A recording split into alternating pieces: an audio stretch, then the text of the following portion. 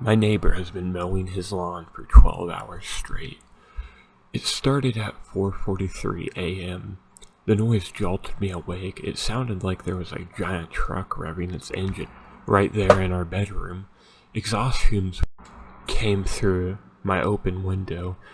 It was a bad way to start the day.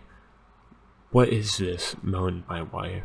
We'd both slept poorly because our daughter had crawled into our bed at 1 in the morning and kept kicking us in the face until we were both half hanging on off the bed while she snored away. Then she said, "No way can I sleep through that racket." She rolled out of bed and shut the window. It helped a little, but it still sounded like there was a war right outside. She pulled the curtains back and looked through the window. "It's the fucking neighbor mowing his lawn. Before the sun is up, we need to have a heart-to-heart with him. Let him know that's not okay." Keegan, our daughter, woke up crying. "Guess that's that," I muttered, getting out of bed myself. "I'll go down and talk to him after some coffee." "Bring me some too," said Vanessa. "Papa, bring me some Smarties," said Keegan. No Smarties for breakfast. Banana or toast, but no Smarties." She said fine in a disappointing tone. She said, "I'll have toast cut into shapes." I sighed. This was really the last thing I wanted to be doing at 4:45 in the morning on a Saturday. Making coffee and cutting toast into animal shapes instead of drooling in my sleep, dreaming of a gentler world. I went to the kitchen and started the coffee and toast, and then looked out the living room window. Sure enough, there was Mr. Olimsky, mowing his damn lawn at this ungodly hour. Not only that, he's in his bathrobe, no less. That was another thing that I had no desire to do. To get into it with him about this, or really talk to him about anything ever beyond a friendly wave and howdy neighbor. By the time I was awake enough to form a coherent thought, it was almost 6 in the morning, and I had consumed 4 cups of coffee. Mr. Limsky was still at it, which was strange because his yard isn't very big at all. It shouldn't take more than 40 minutes to mow, but there it was, an hour and 15 minutes later, and he was still at it. I got semi-dressed and stumbled outside. I walked across my own yard, which I noted needed mowing itself. Maybe I'll tell him that if he mows my lawn and promises to never start so early again, I'll let it go, but I knew that I wouldn't do that. I was too much of a coward. As I got closer, I observed with some confusion that his lawn was already mowed. He was going over it a second time now. I walked up to our property line, denoted by the contrast mowed and unmowed grass. I started waving my hands in the air, waiting for him to notice me. He never did. He just stared straight ahead and kept pushing. "Hey," I shouted, but it was no good. I could barely hear myself, and so I knew that he wouldn't be able to hear me from across the lawn, right behind the mower. God damn it. I walked across his yard until I was right behind him. "Hey." Then nothing. I tapped on his shoulder, still nothing. He just kept pushing. Onward over the already mowed lawn. I didn't know what to do. "I'll catch him after he finishes, I guess. He's in the zone." I shrugged and was getting ready to turn back to my house when I saw a trickle of what presumably was urine running down his bare leg. Jesus, I went back to my house and opened the door. Vanessa was reading a book to Keegan. She stopped when I came and looked up and said, "Well?" Then I said, I guess he couldn't hear me. I'll go over there once he stops. He's got to stop sometime, right?"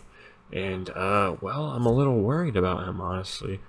I saw him, wet himself. "Mr. Limsky peed his pants?" asked Keegan. She started laughing. "Well, sometimes that happens, kiddo," I said. "You used to do that yourself."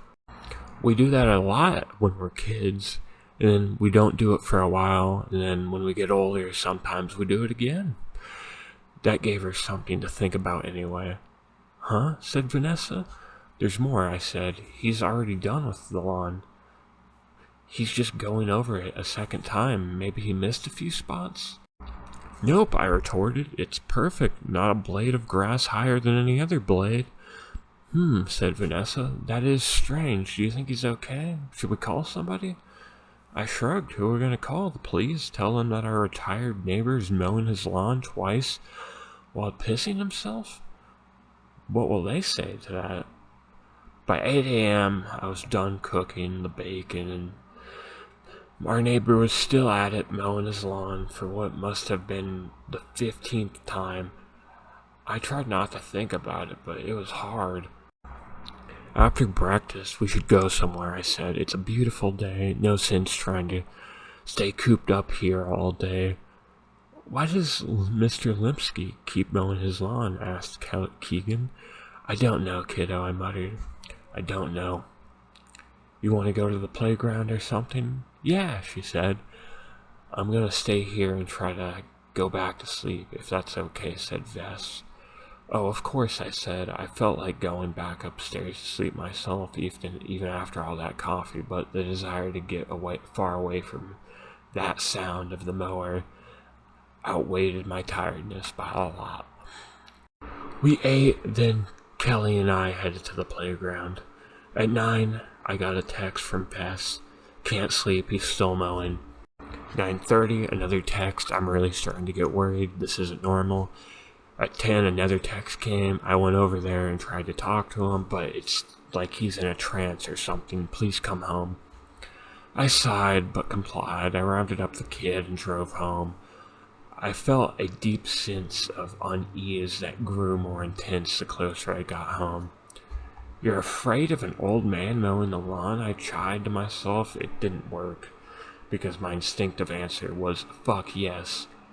I turned onto my street and prayed that he would be done mowing the lawn by now, and he'd tell us that it was some sort of practical joke.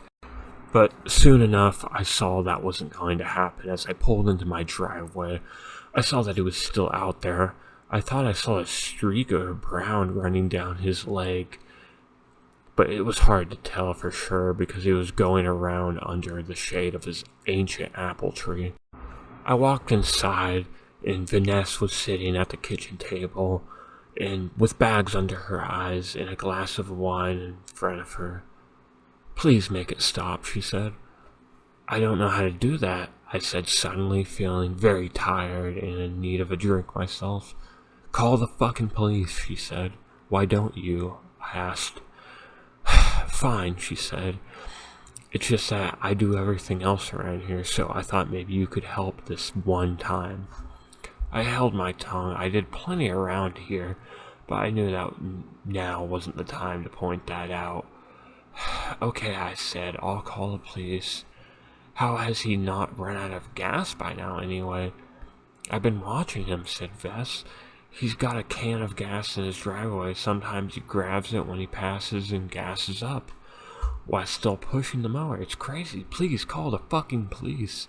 Alright, I said, alright. I looked up the number and proceeded to have one of the most awkward phone conversations in my life. It was 10 minutes with the receptionist and another 10 minutes with an officer. Finally, they agreed to come over and check it out. 15 minutes later, I watched out my window as a cop car pulled up to Mr. Limpsky's driveway. A single cop got out and walked over to him. The cop was waving his hand, shouting, but it was no good. The cop then grabbed him by the shoulder and spun him around forcefully. This caused him to finally let go of the throttle for the first time all fucking day. The lawnmower stopped mowing. It was still running though because he had taped the emergency shut-off down. I held my breath as I waited to see what would happen next. Then Mr. Limpsky opened his mouth and something emerged from it. It looked like a long, thin tentacle. The tentacle wrapped around the cop's neck and lifted him into the air. Then a second tentacle emerged from his mouth again and made its way down the cop's throat. I slammed the curtain shut, noticed I too, like Mr. Limpsky, earlier had wet myself. What's going on out there? Asked Vess from the kitchen. Did the police arrive? I didn't have a good answer, so I didn't say anything. Honey, said Vess, walking over there. You okay? From outside, we heard the whine of a new machine joining the lawnmower. Vess opened up the curtain, and I slowly turned to look out. The cop was out there, going around the old apple tree with a weed whacker while Mr. Limpsky was back pushing the mower again.